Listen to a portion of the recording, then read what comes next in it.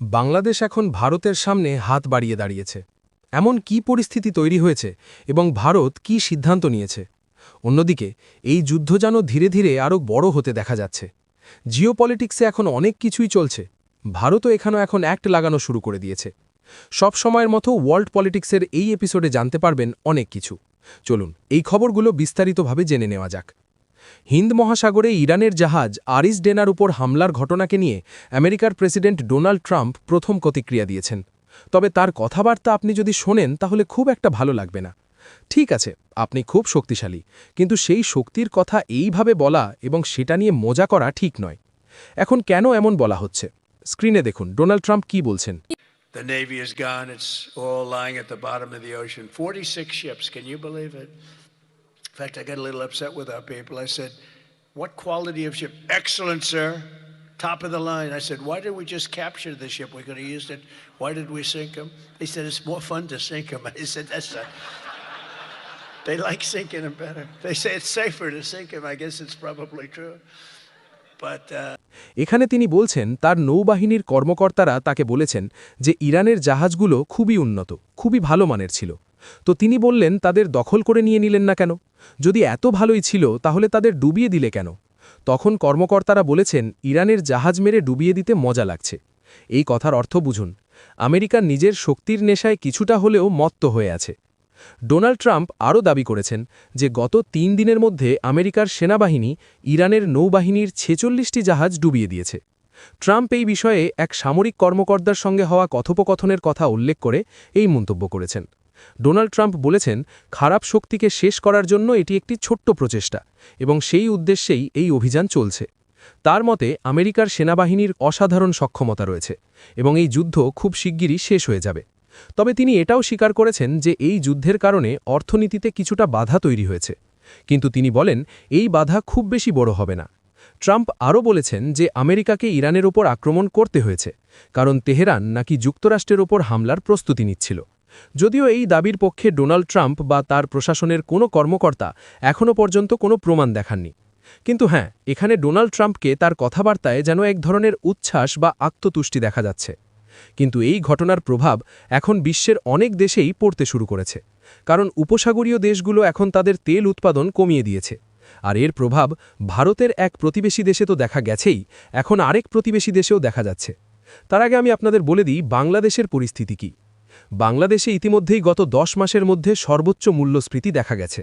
তার ওপর দেশে সদ্য নতুন সরকার গঠিত হয়েছে, আর এর সঙ্গে স্ট্রেট অফ হরমুজ নিয়ে যে বিশ্বজুড়ে অনিশ্চয়তা তৈরি হয়েছে, তাতে ভবিষ্যতে কি হবে তা নিয়ে বড় প্রশ্ন তৈরি হয়েছে। শুধু তাই নয়, এই পরিস্থিতির মধ্যে ভারতেও একটি গুরুত্বপূর্ণ পদক্ষেপ নেওয়া হয়েছে। এখানে একটি অ্যাক্ট কার্যকর করা হয়েছে। এই অ্যাক্টের অর্থ কি? ভারত সরকার এসেনশিয়াল কমোডিটি অ্যাক্ট কার্যকর করেছে, যার মূল উদ্দেশ্য হল এলপিজির সরবরাহ নিশ্চিত করা। এর মানে হল সরকার এই আইনের মাধ্যমে প্রাথমিক খাতে প্রাকৃতিক গ্যাসের সরবরাহকে প্রাধান্য দিয়েছে। এর মধ্যে রয়েছে ন্যাচারাল গ্যাস, পরিবহনের জন্য সিএনজি, এলপিজি উৎপাদন, পাইপলাইন এবং কম্প্রেসার জ্বালানি, এই সবই মূল জিনিসের মধ্যে পড়ে। অর্থাৎ যেখানে সম্ভব সেখানে গত 6 মাসের গড় ব্যবহার অনুযায়ী 100% গ্যাস সরবরাহ নিশ্চিত করার চেষ্টা করা হবে, যাতে কোনোভাবেই সরবরাহে বাধা না আসে এবং মানুষের দৈনন্দিন জীবনে সমস্যা না হয়।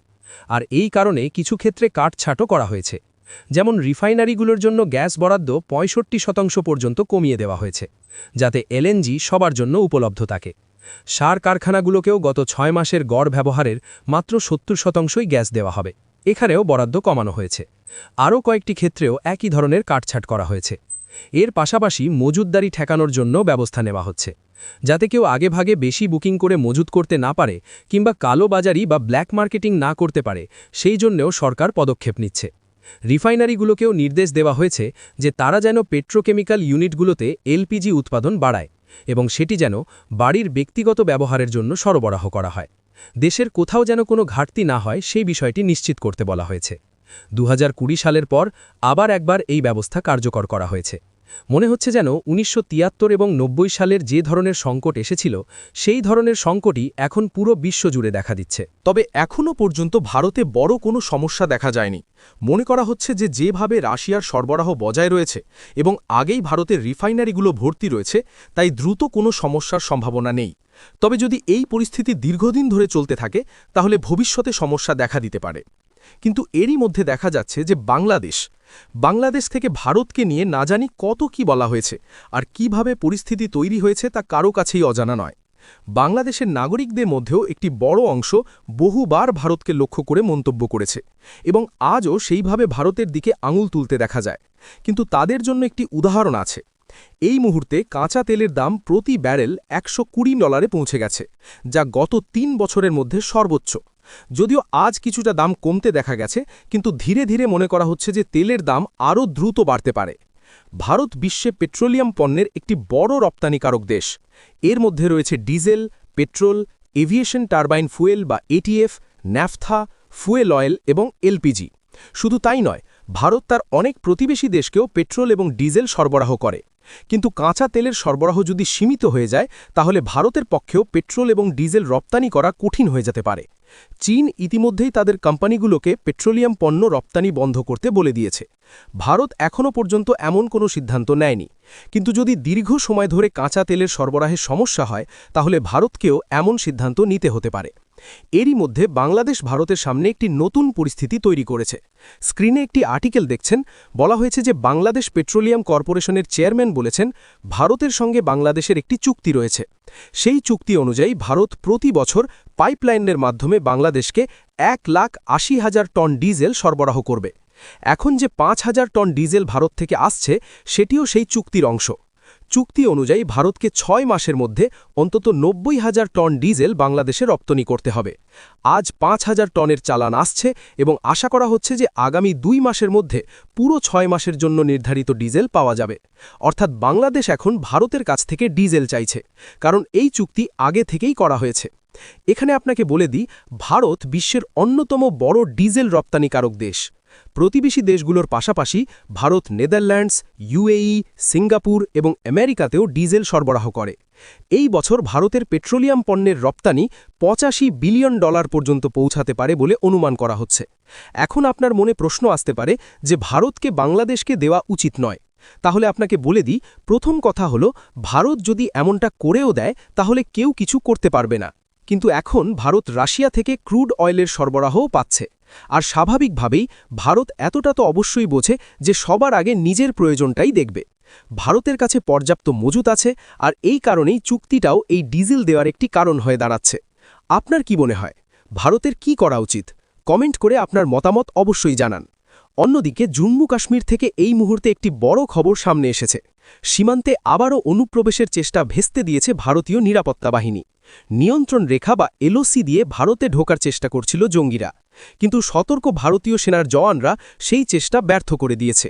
মুঠভেড়ায় এক জঙ্গিকে খতম করা হয়েছে। এই পুরো ঘটনাটি ঘটেছে রাজৌরি জেলার নওশেরা সেক্টরের কাছে এলওসি সংলগ্ন এলাকায়। ভারতীয় সেনার মাইট নাইট কর্পস এই অপারেশনের বিস্তারিত তথ্য জানিয়েছে। সেনাবাহিনীর পক্ষ থেকে জানানো হয়েছে, গোয়েন্দা সংস্থার কাছ থেকে আগেই নির্ভরযোগ্য তথ্য পাওয়া গেছিল যে ওই এলাকায় সন্দেহজনক নড়াচড়া দেখা যাচ্ছে। সেই তথ্য পাওয়ার পর থেকেই সেনার জওয়ানদের সতর্ক করে দেওয়া হয় এবং এলাকায় নজরদারি বাড়ানো হয়। এরপর 10 মার্চ 2026 তারিখে দুপুর প্রায় 3টের সময় ঝাঙর এলাকার কাছে জওয়ানরা 2 জঙ্গির গতিবিধি শনাক্ত করে।